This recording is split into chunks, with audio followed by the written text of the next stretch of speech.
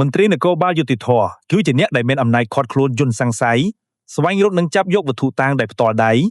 តែក៏ជាអ្នកដែលត្រូវបានក្រុមនីតិវិធីព្រហ្មទណ្ឌហាមឃាត់ដាច់ខាតមិនឲ្យសួរចម្លើយយន្តឬចោតក្នុងដំណាក់កាលស៊ើបសួរសំណួរតើអ្វីទៅជាមូលហេតុចម្បងដែលច្បាប់បង្កើតដែនកំណត់ដ៏តឹងរ៉ឹងនេះទៅលើអំណាចរបស់នគរបាលយុតិធធតើការរដ្ឋបិទនេះធានាបាននូវយុត្តិធម៌និងអព្យាក្រឹតភាពមជ្ឈត្តតាក្នុងដំណើរការកាត់ក្តីដោយរបៀបណាចម្លើយ1ការកំណត់អំណាចរបស់នគរបាលយុតិធធផ្អែកលើគោលការណ៍ច្បាប់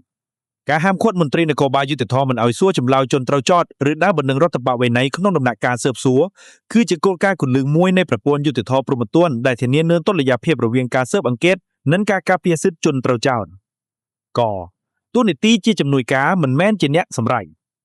ក្នុងដំណាក់កាលស៊ើបសួរនគរបាលយុតិធធដើរតួជាជំនួយការរបស់ចៅក្រមស៊ើបសួរប៉ុណ្ណោះពួកគេមិនមានសមត្ថកិច្ចឯករាជ្យក្នុងការគ្រប់គ្រងលើការស៊ើបសួរឡើយអំណាចរបស់នគរបាលយុតិធធត្រូវបានអនុញ្ញាតត្រឹមតែការអនុវត្តនៃការចាត់ឲ្យស៊ើបសួរចំនួនរបស់ចៅក្រមដូចជាការកោះហៅសាក្សីឬឆែកឆេរការបែងចែកការសួរចម្លើយជនត្រូវចោទគឺជាទង្វើដ៏សំខាន់មួយដែលប៉ះពាល់ដល់សិទ្ធិរបស់បុគ្គលនិងត្រូវតែធ្វើឡើងដោយចៅក្រមស៊ើបសួរផ្ទាល់តែប៉ុណ្ណោះច្បាប់តម្រូវឲ្យចៅក្រមធានាថាសេចក្តីថ្លែងការណ៍ត្រូវបានធ្វើឡើងដោយស្ម័គ្រចិត្តនិងមិនស្ថិតនៅក្រោមសម្ពាធដែលជាទូនីតិរបស់ចៅក្រមស៊ើបសួរខគោលការណ៍ការពារសិទ្ធិនិងអព្យាក្រឹតភាពដែនកំណត់នេះមានគោលបំណងការពារសិទ្ធិមនុស្សជាមូលដ្ឋានចំនួន2គឺ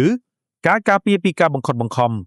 នគរបាលយុតិធធគឺជាផ្នែកមួយនៃកម្លាំងអនុវត្តច្បាប់ដែលមានអំណាចឃាត់ខ្លួននិងចាប់យកការទុកឲ្យពួកគេសួរចម្លើយជនត្រូវចោទអាចបង្កឲ្យមានហានិភ័យនៃការប្រើប្រាស់អំណាចលើសលប់ឬការបង្ខិតបង្ខំដើម្បីទាញយកចម្លើយសារភាពដែលផ្ទុយពីគោលការណ៍នៃការសន្និដ្ឋានថាគ្មានទោស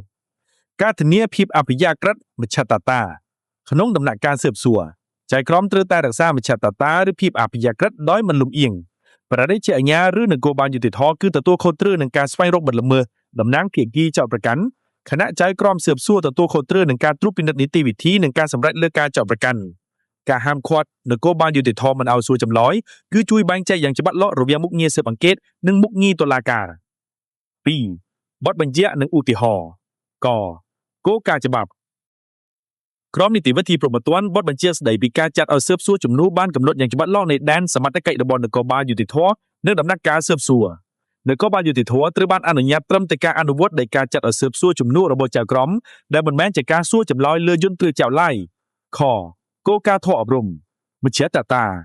គោលការណ៍នេះតម្រូវឲ្យនគរបាលយុតិធធធ្វើការប្រមូលភស្តុតាងនិងបំពេញភារកិច្ចរបស់ខ្លួនដោយមិនលំអៀងការគោរពដែនកំណត់នៃសមត្ថកិច្ចរបស់ខ្លួនដូចជាការមិនសួរចម្លើយជនត្រូវចោទគឺជានិមិត្តសញ្ញានៃភាពអព្យាក្រឹតភាពខាងវិជ្ជាជីវៈដែលបន្សល់ការនឹងការសម្រេចចិត្តដ៏សំខាន់ទៅលើស្ថាប័នតុលាការដែលមានសិទ្ធិពេញលេញដើម្បីបញ្ជាក់អំពីដែនកំណត់អំណាចរបស់នគរបាលយុតិធធក្នុងដំណាក់កាលនីតិវិធីអាចលើកយកឧទាហរណ៍ជាក់ស្ដែងឲ្យមួយចំនួនមកបង្ហាញ1ស្ថានភាពបទល្មើសជាក់ស្ដែងក្នុងករណីបទល្មើសជាក់ស្ដែងនគរបាលយុតិធធមានសិទ្ធិឃាត់ខ្លួនជនសង្ស័យដែលលួចទូរស័ព្ទដៃនិងចាប់យកទូរស័ព្ទនោះជាវត្ថុតាងសកម្មភាពនេះត្រូវបានអនុញ្ញាតព្រោះវាស្ថិតនៅក្នុងទូនីតិស៊ើបអង្កេតដំបូងរបស់ពួកគេដើម្បីប្រមូលភស្តុតាងនៅនឹងកន្លែង2ដំណាក់កាលស៊ើបសួរក្នុងដំណាក់កាលស៊ើបសួរផ្លូវការនគរបាលយុតិធធអាចត្រូវបានចៅក្រមស៊ើបសួរចាត់ឲ្យទៅឆែកឆេរផ្ទះជនត្រូវចោទប្រសិនបើតាមរយៈការអនុម័តដីកានោះនគរបាលយុតិធធបានរកឃើញអាវុធខុសច្បាប់សកម្មភាពនេះនៅតែអនុញ្ញាតព្រោះពួកគេធ្វើសកម្មភាពជំនួសនិងក្រោមការត្រួតពិនិត្យរបស់ចៅក្រមស៊ើបសួរ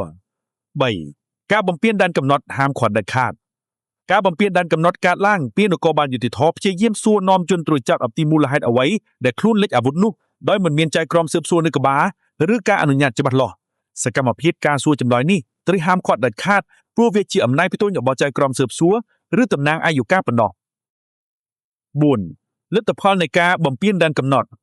លទ្ធផលនៃការបំពានដែនកំណត់គឺធ្ងន់ធ្ងរបាននគរបាលយុតិធធនៅតែព្យាយាមសួរចម្លើយព័ត៌មានដែលទទួលបាននោះអាចត្រូវតុលាការច្រានចោលព្រោះវាបានមកពីការបំពាននីតិវិធីផ្លែឈើនៃដើមឈើពូលហើយនគរបាលយុតិធធខ្លួនឯងនឹងត្រូវទទួលវិន័យការគោរពដែនកំណត់ទាំងនេះគឺចាំបាច់ណាស់ដើម្បីធានានូវសុពលភាពនៃភស្តុតាងនិងការពារសិទ្ធិរបស់ជនត្រូវចោទ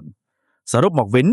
ការកំណត់អំណាចរបស់នគរបាលយុតិធធមិនមែនជាការបន្តបានសមត្ថកិច្ចទេតែជាការបែងចែកទូនីតិយ៉ាងច្បាស់លាស់ដើម្បីធានាថារាល់នីតិវិធីដែលប៉ះពាល់ដល់សិទ្ធិបុគ្គលត្រូវស្ថិតនៅក្រោមការត្រួតពិនិត្យរបស់ស្ថាប័នតុលាការដែលរក្សាបាននូវភាពអព្យាក្រឹតដ៏ខ្ពស់បំផុត